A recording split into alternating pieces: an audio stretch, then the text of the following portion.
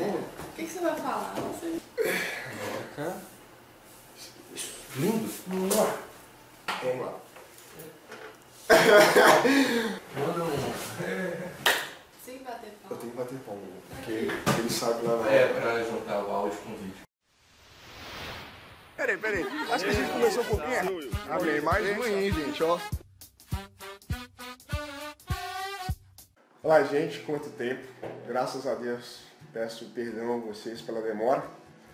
Mas a responsabilidade que a gente está tendo aí, mas graças a Deus, nós estamos aí. Vamos lançar o vídeo em 15 dias, se Deus quiser. E temos uma pessoa nova, graças a Deus, presente. Oi, gente. Thaís, para quem não sabe, ela está meio travada ainda, mas isso é normal. Uma menina para dar opinião, graças a Deus.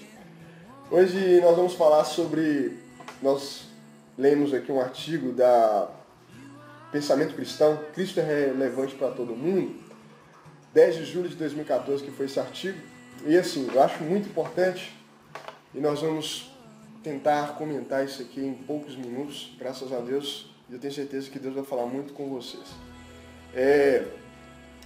Uma coisa assim, ele fala sobre a importância que temos e o dever e a obrigação de propagar o Evangelho.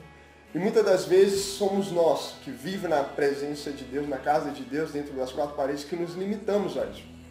E uma das coisas que acontece é que nós vivemos, ou pessoas jovens na fé, ou pessoas que talvez estão mais tempo, elas já conhecem, vivem o poder de Deus, seja cantando, louvando a Deus, seja nas palavras, ou seja em qualquer outra situação, ou qualquer meio de adoração, e ela fica assim, nossa Deus, é tão bom viver isso com o Senhor, é tão bom sentir a Tua presença, e se pudesse, ela vivia ali na igreja, naquele momento em que o céu se abre, mas na verdade não é isso que Deus quer para nós.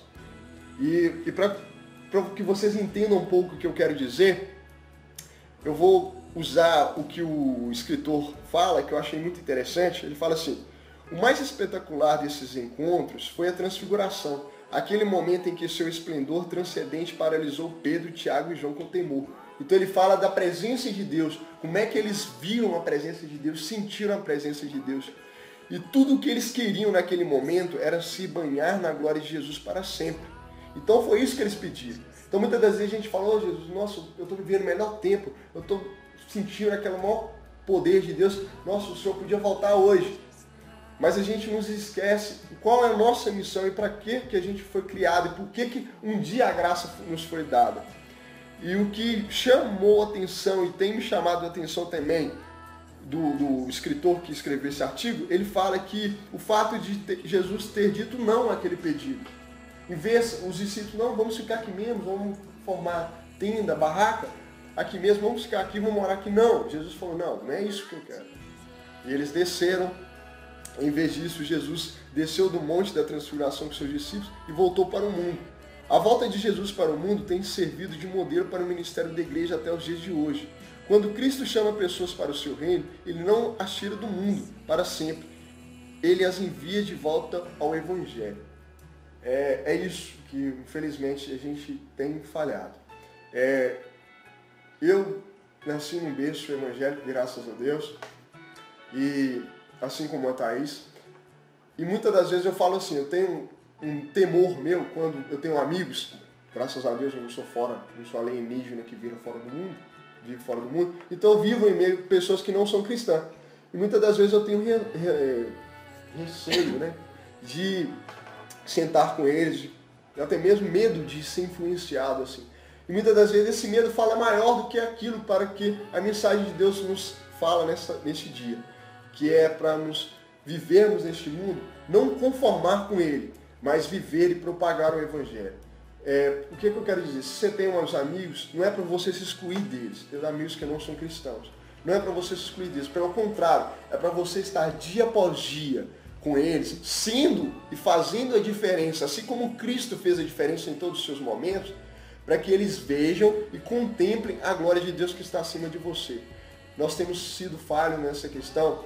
Hoje a gente nos limita e muitas das vezes a gente nos pergunta por que o Evangelho está tão assim esfriou tanto? Por que que pessoas não se convertem mais? Por que que o amor de Deus não tem sido propagado com tanta frequência e com tanto poder? Porque nós mesmos somos culpados disso. Nós mesmos nos limitamos. Nós colocamos o medo de viver, o medo de ser influenciado maior do que a graça de Deus, maior do que o evangelho do que um dia nos foi dado. Fala aí, irmão. Agora eu vou ficar caladinho, tá? Qualquer coisa você corta essa parte. Fala aí. Então tá bom, deixa eu continuar de novo. Vamos lá. Eu vejo assim, Paulo é um modelo de compromisso com o mundo. Ele é servo de Deus, um cristão temente, obediente a Deus, e que ele não fugia do compromisso para qual foi chamado, ele não fugia do mundo. Estamos familiarizados com o seu confronto com os filósofos em Atenas, mas esses filósofos sabiam que encontrá-lo porque ele estava na praça todos os dias. O que acontecia? Paulo, ele não fugia da sua responsabilidade de ser cristão, de propagar o evangelho. Ele não pegava a Bíblia e ficava lendo a Bíblia só no quarto, ou ficava cantando só no quarto, ou ficava meditando no que Deus fez com ele só no quarto. Não, ele ia para as praças, ele ia para onde encontravam e onde as pessoas estavam reunidas para propagar esse evangelho. E muitas das vezes ele era confrontado, mas isso faz parte da vida cristã. Deixa eu ver aqui. Paulo foi para lá para encontrar incrédulos e ministrar a eles. Durante a Reforma Protestante, Martinho Lutero pregou que a igreja tinha que se mudar do templo celestial para dentro do mundo. Essa coisa da gente querer viver a graça de Deus e o poder de Deus só dentro das quatro paredes e achar que somos melhores e que as pessoas que não conhecem a Deus, que não reconheceram Deus como seu único Salvador, não merecem isso. Pelo contrário, gente, é isso que eu estou querendo falar e vou continuar falando sempre. Se você é cristão, independente da sua faixa etária, independente de como você se vê e de medo que você tem de ser influenciado, realmente devemos ter esse medo, mas nós devemos pedir a Deus, que venhamos, ó Pai, ser propagador do seu evangelho, que venhamos deixar o medo de viver nesse mundo de lado, porque o Senhor nos chamou e para viver neste mundo. E assim, um ponto que eu queria tocar, você pode falar comigo, André, eu converti agora, tem pouco tempo de conversão, tem pouco tempo que eu tenho maturidade, experiência com Deus, e assim, acabei de converter e eu tenho os meus amigos. O que você me aconselha? Afastá-los de mim ou ir até eles? Eu falo, meu irmão, é assim, conselho. Não te falo para você obedecer isso, mas peça a Deus para que ministre a vontade dentro do seu coração.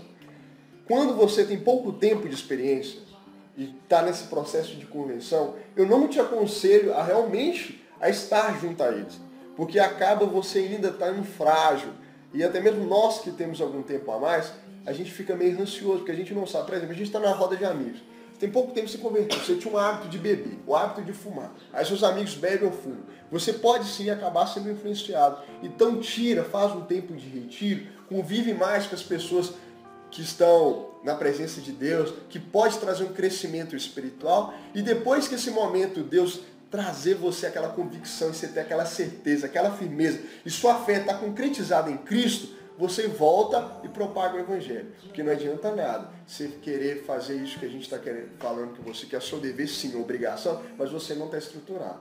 Tudo é um processo de estruturação da sua fé. Você tem que estar preparado para servir o Evangelho. Às vezes a gente tem medo de mostrar que mudou, ou vergonha, ou não sei, medo dos amigos não aceitarem a gente e eles vão falar mesmo que não, mas que você não era assim, o que aconteceu? E aí, assim você vai começar a fazer diferença, mostrar que você agora é diferente. Não, é isso que é essa questão mesmo, é você não ter medo desde ser influenciado e até mesmo medo de ser um influenciador. Essa é a questão que foi dita agora. Você tem que deixar Deus trabalhar na sua vida. É muito difícil viver nesse mundo. Muitas das vezes a gente pede a Deus assim, eu já ouvi e eu mesmo fui falho nessa parte. Jesus, pelo amor de Deus, nossa, eu podia voltar agora. Não, você está pensando só em você. Realmente, nossa, se eu voltar agora, eu vou estar vivendo o melhor tempo que eu acho com Deus, e se Jesus voltar, eu vou subir. Mas essas pessoas que não foram alcançadas ainda, como é que é? Você se prende, você se limita achando que a salvação é só para você? você não merece. Vamos parar de viver a igreja só nas quatro paredes. Vamos parar. Não adianta, a gente não foi chamado para pregar salvação dentro da igreja. A gente foi chamado para pregar salvação aonde não há luz. E sermos luz. Porque Deus habita em nós. Então vamos fazer a diferença. Está na escola, esteja onde estiver, na faculdade, no trabalho. Não se esconda. Não tenha vergonha de ser cristão. E até Tem mesmo... gente que só é cristão quando está dentro da igreja. Quando está fora com os amigos, já age como se fosse... Essa questão, realmente, ele não dá exemplo. Por exemplo, o que ela está tentando dizer é o seguinte. A pessoa dentro da igreja, ela vive, pula. Nossa, o que eu mais vejo é isso. Felizmente. A gente vê pessoas pulando, fala, oh, Jesus, obrigado. Oh, Jesus, é grande. Mas na hora que coloca o pé para fora, esquece que é cristão. Veste aquela carapuça assim, de ovelhinha ou de lobo mau, sei lá do que você preferir. Anda no meio da multidão e é só mais um. Não é. Você tem que ser diferente, você tem que ser propagador. Não ter medo de assumir que você é cristão.